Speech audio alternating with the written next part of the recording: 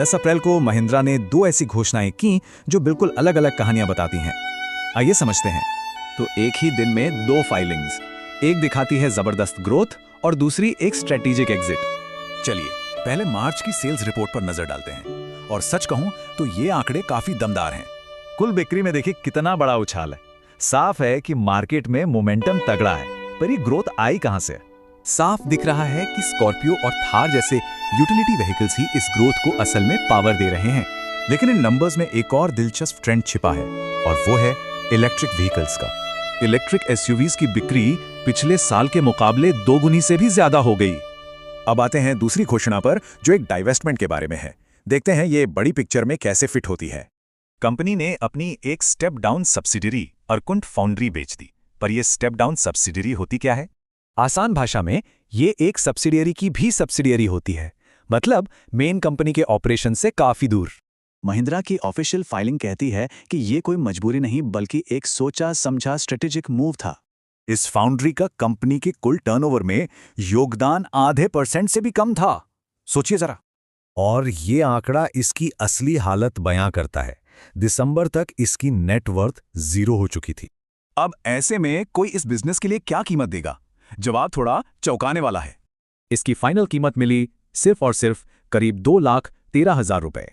लेकिन ये इतनी कम कीमत भी तभी मुमकिन हुई जब महिंद्रा ने एक आखिरी कदम उठाया।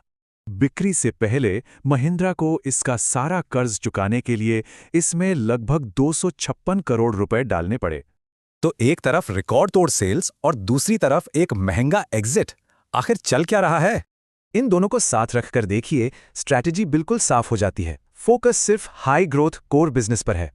ये एक classic focus and prune strategy है। जो काम का है उसे बढ़ाओ, जो बोझ है उसे हटाओ। तो महिंद्रा के भविष्य के लिए इसका क्या मतलब है? ऐसा लगता है कि आगे का रास्ता अब और भी साफ है।